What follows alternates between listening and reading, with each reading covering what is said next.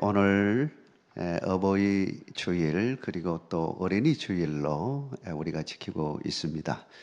이 시간 하나님께서 우리에게 주시는 가정을 통한 놀라운 축복이 여러분의 가정에 함께하기를 주의 이름으로 축원합니다. 오늘 말씀은 아름다운 믿음의 가정이라고 하는 제목으로 함께 은혜를 나누려고 합니다. 세상에서 인생 최고의 삶을 살았던 사람은 누구인지 찾아본다면 아마 솔로몬이 아닐까 이렇게 말할 수 있을 것입니다. 솔로몬은 하나님과 그리고 세상에서 얻은 지식들을 총망라하는 지혜서를 2편 썼습니다. 그것이 바로 잠언과 전도서이죠. 그런 잠언과 전도서를 통해서 인생이 무엇인지, 그리고 인생의 성장 과정에서 가장 중요한 배경이 되어지는 이 가정, 그리고 그 가정 속에서 역할을 하고 있는 부모에 대해서 아주 잘 말씀하고 있습니다. 그의 가르침은 오늘 본문의 11절 말씀처럼 찌르는 채찍과 같다 그러고 또 잘 박힌 목과 같다고 이렇게 말씀을 하고 있습니다. 그만큼 중요한 내용을 담고 있다는 것을 은유적으로 표현한 것이죠. 오늘 우리가 어린이 주일 그리고 또 어버이 주일을 맞이하면서 솔로몬의 지혜를 중심으로 아름다운 믿음의 가정이 되기 위해서는 어떤 가정이 되어야 하는지를 살펴보려고 합니다. 여러분의 가정에도 오늘 주시는 말씀을 붙잡고 아름다운 믿음의 가정 다 이루시기를 주의 이름으로 축원합니다. 먼저는 아름다운 믿음의 가정을 이루기 위해서는 하나님을 경외하는 가정이 되어야 한다라고 하는 것입니다. 창조주 하나님은 모든 것을 지으실 때에 반드시 그의 목적하는 바에 따라서 지으셨습니다. 특별히 당신의 형상을 닮은 사람을 지으실 때에도 마찬가지였습니다. 하나님은 만물 중에 유일하게 하나님과 소통할 수 있는 영적 존재로 사람을 만드셨습니다. 그리고 그들과 언약을 맺으실 때에 이렇게 말씀하셨죠. 하나님을 잘 섬기고 그의 말씀대로 순종하며 살면 하나님의 복을 누리게 될 것이다. 그러나 하나님을 떠나 불순종의 삶을 살면 그에 따르는 심판이 있을 것이다 라고 미리부터 말씀해 주셨습니다. 이 언약의 말씀을 몸으로 체험한 사람이 있습니다. 그 사람이 바로 솔로몬이죠. 그는 그의 삶 속에 체득되었던 그 많은 경험들과 그리고 들려오는 소리들, 세상에서 속해 있는 여러 가지 교훈들, 이 모든 것들을 통틀어서 결론을 내립니다. 정말 제일 중요한 게 뭐냐? 지혜에 있어서 최고의 지혜가 뭐냐? 전도서의 말씀에 따르면 최고의 가치로운 것이 뭐냐라고 하는 것을 결론을 내는데 오늘 본문의 13절, 14절의 말씀이다라고 하는 것이죠. 오늘 이 본문 13절, 14절을 우리 같이 한번 읽어보도록 하겠습니다.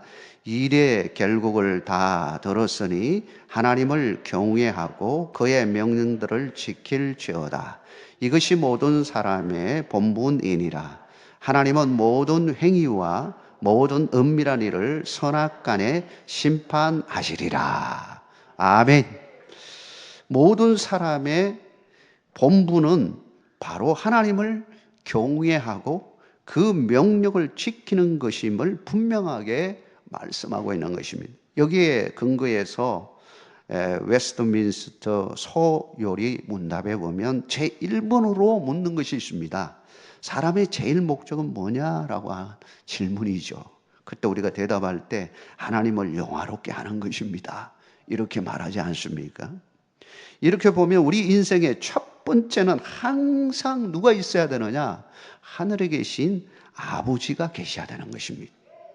우리 가정에서도 제일로 섬겨야 할 분은 바로 누구일까요? 하나님 아버지가 되시기를 주의 이름으로 축원합니다. 우리 인생에 있어서도 마찬가지고요. 우리의 가정에서도 마찬가지고요. 하나님을 제일로 섬겨야 하는 것입니다. 그렇게 제일로 삼아야 하는 이유가 무엇일까요? 잠언서 1장 7절에 보면 이렇게 말합니다. 여호와를 경외하는 것이 지식의 근본이거늘 미련한 자는 지혜와 훈계를 멸시하느니라. 여호와를 경외하는 것이 지식의 근본이라고 말하고 있습니다. 이것은 뭘 말하는 걸까요? 하나님이 모든 인생의 답을 가지고 계신다라고 하는 겁니다. 우리 인생의 답, 우리 인생의 가장 중요한 가정의 행복에 이르는 답, 누가 가지고 계시느냐? 하나님이 가지고 계신다라고 하는 겁니다. 잠언서 16장 3절에 보면 이렇게 말씀하고 계십니다. 너의 행사를 여호와께 맡기라. 그리하면 네가 경영하는 것이 이루어지리라. 우리 하나님은 우리 인생의 경영자입니다. 여러분의 인생의 경영자는, 경영하시는 분은 하나님인 줄 믿으시기를 바랍니다. 내가 경영하는 것 같아도 하나님이 경영하시는 거예요. 우리 인생을 디자인하시고 우리 인생을 이끄시고 모든 것을 다 이루시는 하나님이 바로 우리의 여호와 하나님이시다라고 하는, 우리 가정의 경영자도 하나님이심을 믿으시기를 바랍니다. 뿐만 아니라 우리의 삶의 건축자도 하나님이십니다. 하나님이 세워가시는 겁니다. 솔로몬의 그 쓴 시편이 있죠. 그 시편 가운데 127편, 이 가정에 대한 그런 시편인데요. 그 시편 1편에 이렇게 말합니다. 여호와께서 집을 세우지 아니하시면 세우는 자의 수고가 헛되며 여호와께서 성을 지키지 아니하시면 파수꾼의 깨어 있음이 헛되도다. 이 말씀을 보면 우리 가정에 진짜 가정을 세우는 분은 여호와 하나님이시다.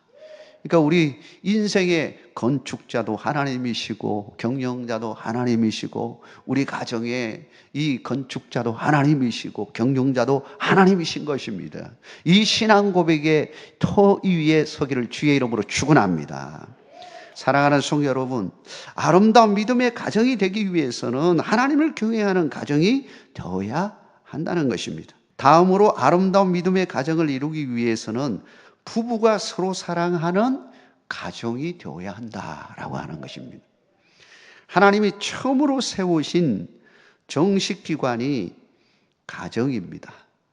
가정의 패밀리, 가족이 나오게 됐죠. 하나님은 우리로 하여금 처음부터 무엇으로 출발하게 했냐면 가정으로부터 출발하게 하셨습니다. 에덴 동산이 그런 것을 보여주죠. 그러고 보면 가정으로부터 시작되지 않은 사람은 한 사람도 없습니다. 그러므로 사실 이 세상의 모든 존재 가치도 어디서부터 시작이 되냐면 가정에서부터 시작되는 겁니다. 행복의 출발도요, 가정입니다. 가정으로부터 시작될 때 참 의미가 있는 겁니다. 아이들도 언제 행복하냐? 우리 엄마, 아빠가 서로 사랑하고 서로 좋은 관계를 유지하고 그러므로 그것 때문에 가정이 화평하고 행복해질 때 그런 동산에 있는 아이들이 정말 행복한 겁니다. 부모가 서로 막 긴장관계에 있고 그러면요, 동시에 누구도 긴장관계에 있냐면 아이들도 긴장하는 거예요. 문 탁 닫아버리고 숨어버리고 그리고는 막 싸움하는 부모의 그 소리를 안 들으려고 막 귀를 막으려고 막 해도요, 그게 안 들립니까? 다 들리는 거죠. 아이들은 부모의 사랑을 먹고 자란다고 합니다. 부모의 사랑을 먹고 자라야 돼. 최초의 가정은 아담과 하와 가정이었습니다. 여기서 보면 중요한 것이 있습니다. 첫 출발에 남녀로 구성이 되어서 출발했다라고 하는 겁니다. 창세기 2장 22절, 25절까지 이 말씀을 보면 최초의 가정사, 역사에 대해서 요약을 했는데 이렇게 말합니다. 여호와 하나님이 아담에게서 취하신 그 갈빗대로 여자를 만드시고 그를 아담에게로 이끌어 오시니 아담이 이르되 이는 내 뼈 중에 뼈요 살 중에 살이라 이것을 남자에게서 취하였은즉 여자라 부르리라 하니라. 이러므로 남자가 부모를 떠나 그의 아내와 합하여 둘이 한 몸을 이룰지로다. 아담과 그의 아내 두 사람이 벌거벗었으나 부끄러워하지 아니하니라. 최초의 결혼의 출발은 바로 남녀로 시작을 했다라고 하는 겁니다. 이 부분을 잘 깨달아야 합니다. 오늘날 결혼을 깊이 하거나 그리고 동성애를 주장하는 사람들에게 있어서 이 말씀은 경각심을 알려주고 있습니다. 동시에 사람은 남녀가 만나 서로 사랑함으로 하나가 될 때 진정한 사람이 됩니다. 사람이 돼요. 그때 진짜 사람이 돼요. 장성한 성인이 된다 이 말이죠.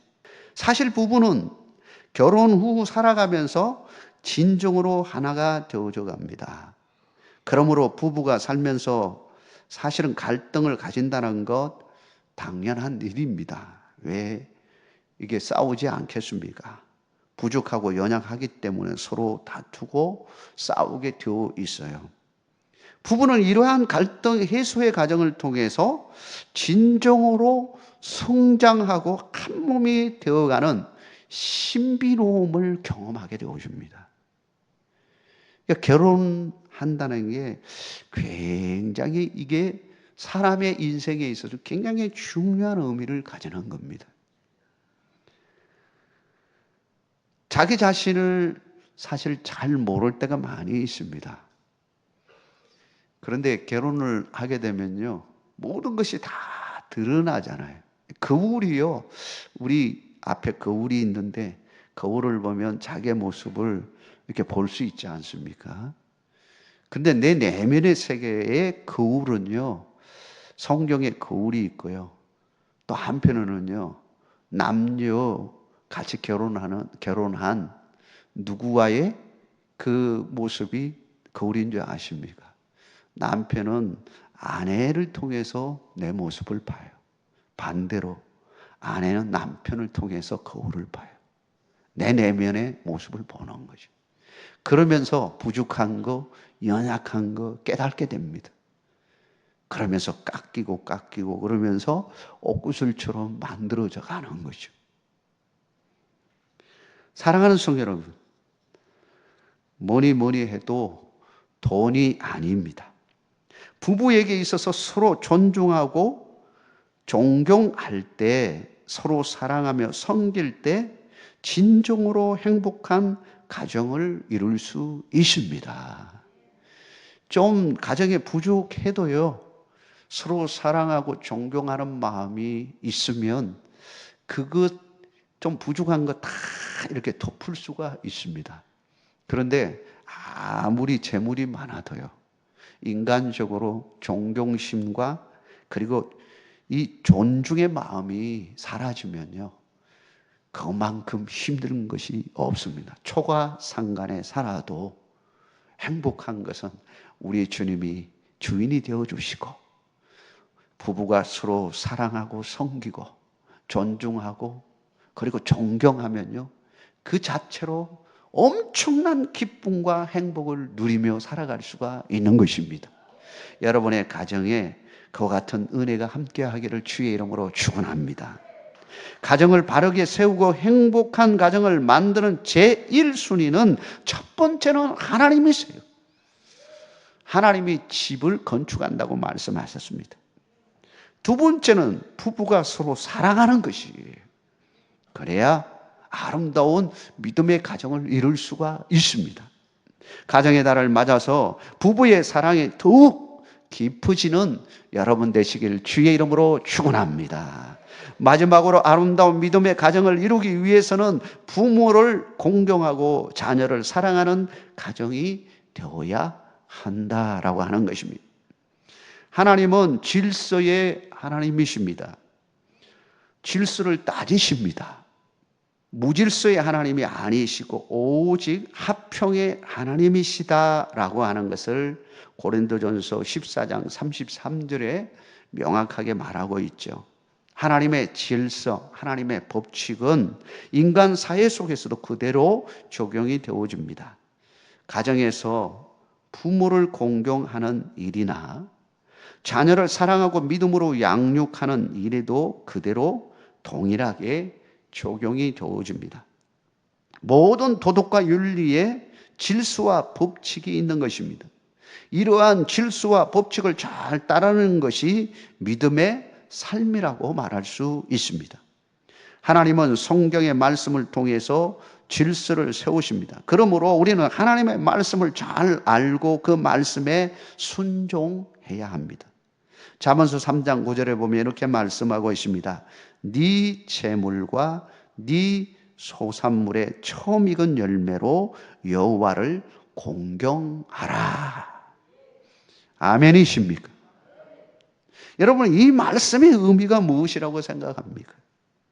네 재물과 네 소산물의 처음 익은 열매, 이 열매로 여호와를 공경하라 라고 하는 겁니다. 이건 뭘 말하는 것일까요? 이는 하나님을 삶의 최우선 순위 위에 둘 것을 말하는 것입니다. 나에게 주어진 모든 것, 소산물, 재물, 이것만 있겠습니까? 모든 것의 주인은 하나님이십니다. 이 고백을 하는 것이죠. 나의 삶의 최우선 순위는 하나님이십니다라고 하는 이 고백이 있어야 된다라고 하는 것입니다. 그런데 하나님을 삶의 최우선 순위에 두는 것처럼 아울러서 가정에서 정말 중요시 여기는 것 있다라고 하는 겁니다. 우선순위에 두어야 할 것이 있습니다. 그게 뭘까요? 부모에게도 하나님을 섬기듯이 똑같은 마음으로 섬기라 하는 거예요. 출애굽기 20장 12절에 보면 네 부모를 공경하라 그리하면 내 하나님 여호와가 네게 준 땅에서 네 생명이 길리라 말씀하고 있습니다. 신명기 5장 16절에는 너는 네 하나님 여호와께서 명령한 대로 네 부모를 공경하라 그리하면 내 하나님 여호와가 네게 준 땅에서 네 생명이 길고 복을 누리리라 말씀하고 있습니다. 부모를 공경하고 존경하는 것은 하나님을 기쁘시게 하는 것이고 뿐만 아니라 하나님의 축복을 누리는 지름길이다라고 하는 것입니다. 부모를 섬기는 일은 억지로 하는 것이 아닙니다. 당연한 것이고 또한 기쁜 마음으로 해야 할 일입니다. 하나님을 섬기는 마음과 같이 전심을 다해서 해야 한다라고 하는 것이 바로 주님의 질서이고 법칙이다라고 하는 것입니다. 또한 부모들은 자녀들을 진심으로 사랑하고 섬겨야 한다라고 하는 것입니다. 부모들은 다음 세대인 아이들을 사랑으로 양육해야 할 뿐만 아니라 하나님과 부모를 공경하는 법을 가르칠 의무가 있다라고 하는 것입니다. 유대인들의 자녀 교육에 있어서 부모들의 의무를 보면 자녀들에게 율법과 예절이 잘 가르칩니다. 두 번째로 또 교육시킨 것 중에 하나는 뭐냐면 세상 교육이에요. 신앙 교육만 시킨 것이 아니라 세상에 필요한 교육도 두부로서 시켰어요. 아버지가 두 가지 중요한 역할을 합니다. 어릴 때부터 그 직업 하나씩을 다 마스터하게 만들었어요. 왜냐하면 어디나 갖다 놓아도 살 수 있게 그렇게 교육을 시킨 겁니다. 실제로 유대인들은 너무 어려움을 많이 당했습니다. 왜냐하면 이 환란이 많았잖아요. 그 이스라엘이 멸망하고 나서 얼마나 뜨돌이 생활을 했습니까? 그런 중에서도요, 어디 갖다 놔도 신앙교육과 그리고 직업교육을 두 가지를 시켜서요, 어디 갖다 놔도 살아남게 만들어 놓은 거예요. 그것은 굉장히 중요한 의미를 가지게 되는 것입니다. 오늘날에도 마찬가지예요. 우리가 신앙교육을 제대로 시켜야 하고요. 그리고 세상을 어떻게 바라봐야 하는 이 교육들을 시킬 필요가 있는 겁니다. 아이들을 데리고 어릴 때 여행을 다닐 때도 마찬가지입니다. 여행을 다니는 것은 마냥 그냥 즐기기 위해서 여행이 아니라 그 아이들에게 꿈을 심어주는 겁니다.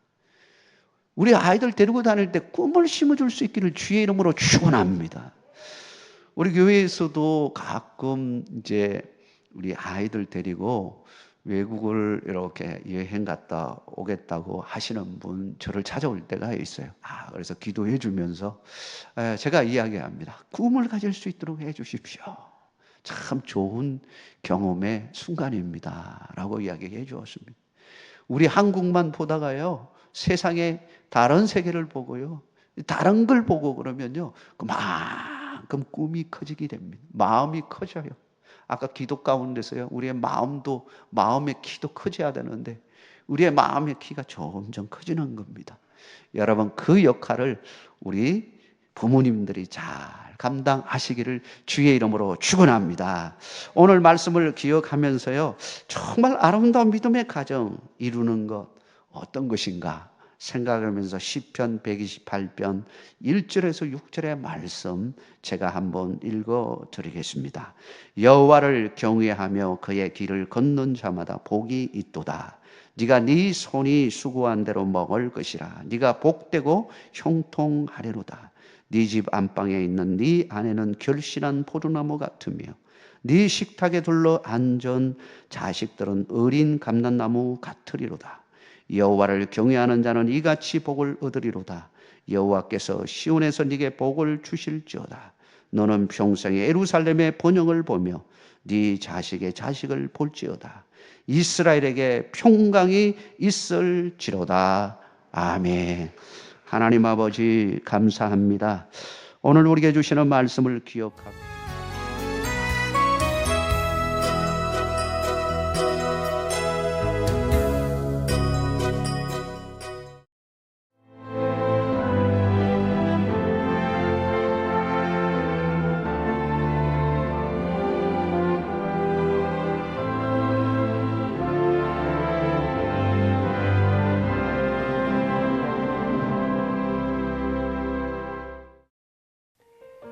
CBS를 사랑해 주시는 전남 지역 청취자 여러분, 안녕하십니까? CBS 재단 이사장 꿈의 교회 김학중 목사입니다. 여러분의 사랑과 관심 덕분에 전남 CBS가 순천시 장천동에 새로운 사옥을 마련하게 됐습니다. 이 방송국 사옥이라는 것은 단순히 건물을 짓는 의미에 지나지 않습니다. 전남 지역 복음 전파와 특별히 다음 세대를 위한 미래 비전을 세우는 일입니다. 코로나19로 모든 활동이 중단되고 또 관계가 단절되는 상황이지만 우리 CBS 방송만큼은 우리의 발길이 닿지 않는 곳까지 구석구석 하나님의 말씀을 전하는 위대한 힘을 지니고 있습니다. 이 방송이 믿음의 반석 위에 굳건히 세워질 수 있도록 여러분들께서 벽돌 한 장 한 장씩 쌓아가는 마음으로 전남 CBS를 위해 후원해 주시고 기도해 주시기를 간곡히 부탁드립니다. 여러분의 이 작은 행함이 CBS를 통해서 교회 공동체를 회복하고 누군가의 믿음을 소생시켜 줄 굳게 믿습니다. 여러분 한 분 한 분을 축복합니다.